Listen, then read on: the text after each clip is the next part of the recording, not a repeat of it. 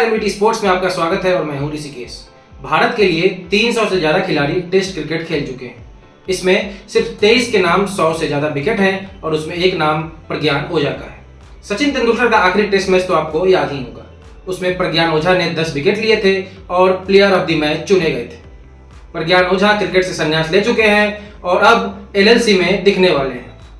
आज हमने प्रज्ञान ओझा से बात की और उनसे एलएलसी के साथ ही भारतीय cricket, world test championship, Sachin Tendulkar और रोहित शर्मा पर भी सवाल किए। तो आइए देखते हैं प्रज्ञान ओझा के साथ हमारा पूरा इंटरव्यू। तो प्रज्ञान, आपका स्वागत है एनबीटी स्पोर्ट्स में। शुक्रिया। तो पहला सवाल तो यही है कि एलएलसी शुरू होने वाला है, तो इसकी तैयारी और प्रिपरेशन और ये लीग किस तरफ जा रही है?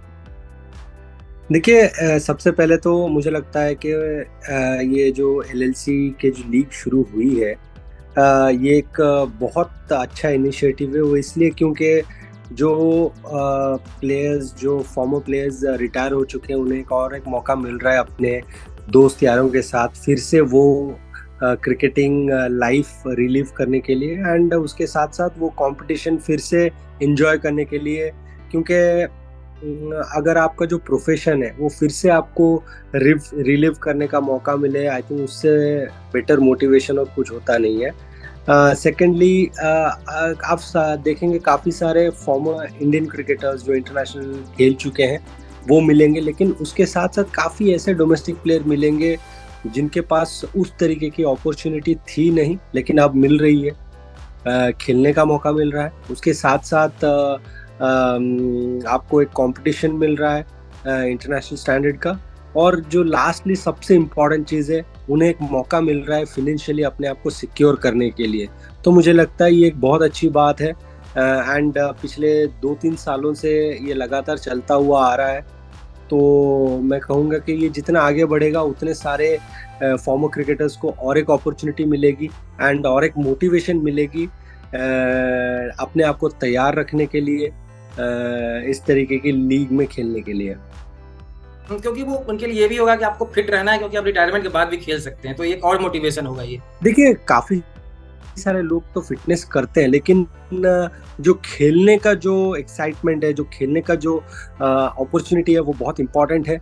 तो मुझे लगता है साल के इस समय पर काफी सारे लोग अपने आप को मोटिवेटेड रखते हैं एंड फोकस्ड रखते हैं ताकि यहाँ आके प्रदर्शन करें, और बहुत सारे इमोशनल एंगल भी है। काफ़ी सारे लोग अब जब खेल रहे होते थे, शायद उनके बच्चे नहीं होते थे, लेकिन अब उनके बच्चे हैं, उनको खेलते हुए देख सकते हैं टेलीविज़न पे। मैं बात कर रहा हूँ उन लोगों की जिन्हें मौका नहीं मिला इंटरनेशनल क्रिकेट में खेलने के लिए। तो बहुत बड़ा ये फैक्टर होता है कि आपको अपने फैमिली के सामने, इतने दर्शकों के सामने लाइव टेलीविज़न में खेलने का मौका मिल रहा है। अगर आप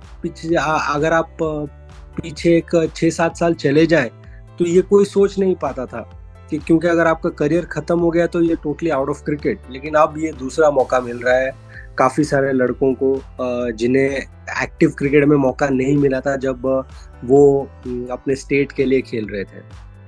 जी, और एक खास बात इस बार ये है कि हाल ही तक एक्टिव रहे शिखर धवन या दिनेश कार्तिक जैसे खिलाड़ी आ रहे हैं। अभी हम उन्हें आईपीएल में देख रहे थे, अब हम यहाँ उनको खेलते देखेंगे। ये लीग के लिए कितना अच्छा है? देखिए, इसका मतलब यही है ना कि लीग की क्वालिटी आगे ऊपर बढ़ती चली जा रही है। आप देखेंगे काफ़ी सारे फॉर्मर क्रिकेटर्स जुड़ रहे हैं, तो ये एक अच्छी बात है ना कि बाकी सारे चीज़ों को अगर आप सेकेंडरी रखें, सबसे इम्पॉर्टेंट चीज़ क्या है? क्रिकेट और क्रिकेट की क्वालिटी। अगर आप देखें पिछले साल खेलने वाले करंट क्रिकेटर्स जो इमीडिएटली रिटायर होके आके ये खेल रहे हैं, उसका मतलब इसका स्टैंडर्ड बहुत अच्छा है एंड बहुत इम्पॉर्टेंट है।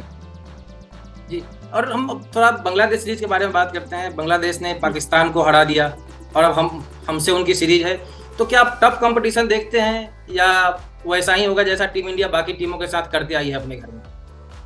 देखिए, टेस्ट सीरीज है तो कंपटीशन आप अच्छा देखना चाहेंगे, और अगर आप मोमेंटम की बात करें तो बांग्लादेश के साथ मोमेंटम है।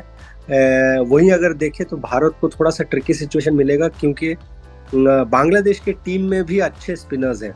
अगर आप देखें मेहदी हसन है, अगर आप देखें शकीब अल हसन पिछली जो है। सीरीज में मैं तो रुकना चाहूंगा, पिछली सीरीज में जो हम गए थे वहां, तो उन्होंने परेशान किया भी था हमें, जिस तरह से सेकंड टेस्ट जी मैच बिल्कुल अय्यर और अश्विन बिल्कुल, जितवाया हम था। लोग वो जो दूसरा टेस्ट मैच था वहां पे भी दूसरा बहुत टेस्ट मैच। क्लोज कंपटीशन हुआ था। तो इसीलिए मैं कहना चाहूंगा कि अब देखेंगे कि भारत किस तरीके के पिच पे खेलेगी, क्योंकि अगर आप सेना कंट्री से कोई टीम आती है तो उनके खिलाफ आप स्ट्रैटेजी अलग आजमाते हो, लेकिन जब सब कॉन्टिनेंट टीम होती है और अगर एक अच्छी टीम होती है जो मोमेंटम बिल्ड करती हुई आ रही है, तो उनके खिलाफ थोड़ा सा और बेहतर प्लानिंग करनी पड़ती है। तो मुझे लगता है वो बहुत इम्पोर्टेंट रहेगा। एंड ये सीरीज इसलिए इम्पोर्टेंट है क्योंकि इसके बाद हम न्यूजीलैंड खेलने वाले हैं उनके खिलाफ, उसके बाद बड़ी सीरीज आने वाली है ऑस्ट्रेलिया, फिर बाद में अगले साल इंग्लैंड भी है, और उससे पहले वर्ल्ड टेस्ट चैंपियनशिप भी है। तो ये सब अगर हमें बरकरार रखना है पिछले 1.5-2 साल से जो हम कर रहे हैं, तो यहाँ से हमें अच्छी शुरुआत करनी होगी। हमें जो इंग्लैंड के खिलाफ जिस तरीके से प्रदर्शन किया था उस चीज को आगे लेके चलना है। अगर WTC फाइनल खेलना है ऑस्ट्रेलिया में, अपना जो दबदबा है उसको कायम रखना है, तो मुझे लगता है ये सीरीज मोमेंटम आपको बिल्ड करने की मदद करेगी। और जैसा कि पता ही है, हम WTC टेबल में टॉप पे चल रहे हैं, अभी पहले नंबर पर, मोस्ट प्रोबेबली है कि फिर फाइनल खेलेंगे। लेकिन जो 2 बार हम चूक गए, तो क्या इस बार हमें अलग करना चाहिए? क्योंकि जैसे हम 2 बार फाइनल में पहुंचे, एक समय हम फाइनल में भी अच्छी पोजीशन में थे, लेकिन वहां से फिर फाइनल हार गए।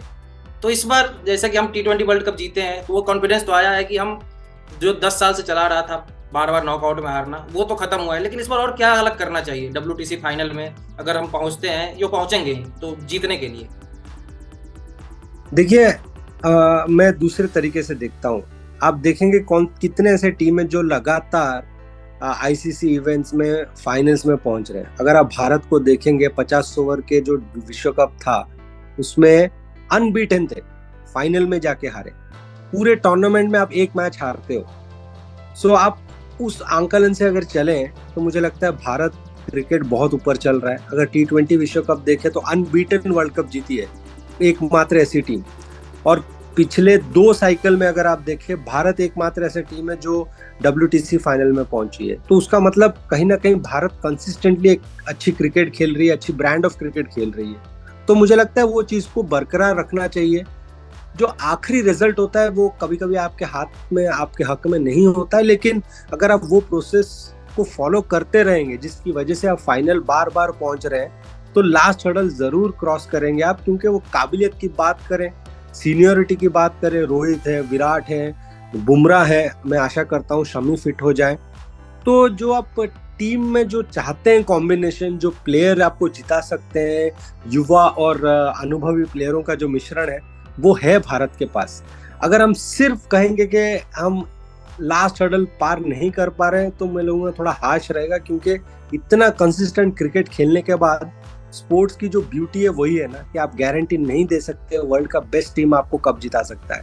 तो मुझे लगता है कंसिस्टेंसी जो है वो बरकरार रखने के लिए ये लड़कों को सही तरीके से सही फॉर्म में खेलना बड़ा जरूरी है, और वो मैं कॉन्फिडेंट हूँ कि वो करते रहेंगे, क्योंकि उस तरीके से उन्होंने खेला है और ये T20 वर्ल्ड कप में करके भी दिखाया उन्होंने। जी जी, एक प्रज्ञान, एक सवाल रहेगा, मैं आपको 11 साल पीछे लेके जाऊंगा।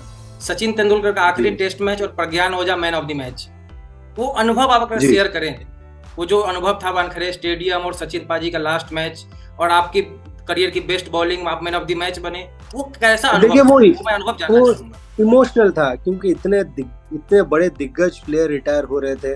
ये सिर्फ मैं अपनी बात नहीं कर रहा हूँ, मेरे दादाजी, मेरे पिताजी, मैं, हम 3 जनरेशन को उन्होंने वो खुशी दी थी। And I was very lucky to be part of that era. उनके साथ मैंने काफ़ी खेला, ड्रेसिंग रूम शेयर किया, और उनके आखिरी मैच में मुझे मैन ऑफ द मैच मिला। I am really grateful to God कि मुझे वो मौका मिला।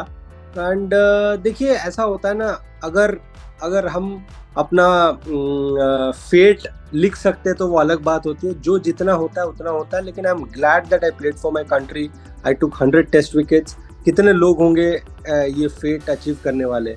सो to see the other side मैं बिलीव नहीं रखता। जो मेरे साथ है, जो मैंने किया है, उस चीज़ के लिए आई am really grateful. And I am glad that कि हमेशा जब सचिन पाजी का लास्ट टेस्ट मैच के बारे में बातचीत होगी तो ऑलवेज मेरा वो जो परफॉर्मेंस लोगों को याद आएगा and that kind of impact always gives you happiness. तो मैं बहुत खुश हूँ कि मुझे मौका मिला खेलने के लिए। बाकी जो पास्ट में हो चुका है और जो फ्यूचर में होने वाला है वो हमारे हाथ में नहीं है, प्रेजेंट हमारे हाथ में है। And I am glad that I am getting to play again competitive cricket and I am really looking forward to LLC. चलिए एक लास्ट क्वेश्चन लेते हैं, क्या आप अपने बेस्ट फ्रेंड रोहित शर्मा को 2027 वर्ल्ड कप खेलते और जीतते देख रहे हैं? देखिए मेरे जितने दोस्त हैं वो ऐसे आगे खेलते रहे जब तक खेलना चाहे। इमोशनली तो मैं कहूँगा, लेकिन प्रैक्टिकली मैं ये देखूंगा क्योंकि देश के लिए खेल रहे हैं। तो सबसे बड़ा चैलेंज जो अब होगा, जो हमने जनरेशनल वाइज देखा है, हमने बड़े बड़े प्लेयरों के साथ भी देखा है, जब आप एक एज आगे बढ़ते हो तो सबसे बड़ा चैलेंज होता है आपका जो फिटनेस, आपका हैंड आई कोऑर्डिनेशन। तो ये जब तक अच्छा रहेगा मैं दुआ करता हूँ ऐसे खेलते रहें और करोड़ों भारतीयों को उसी तरीके की खुशी देते रहें। Okay, thank you so much Pragyan अपना समय देने के लिए। Thank you.